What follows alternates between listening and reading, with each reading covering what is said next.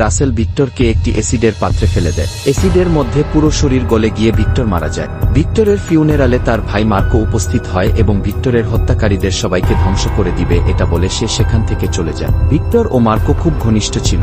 এদিকে বারবার ভিক্টরের কথা মনে করে মার্কো বিষণ্ণতার পড়ে যায়। কোনো কিছুর তোয়াক্কা না করে মার্কো ভিক্টরের হত্যাকারীদের খুঁজতে থাকে।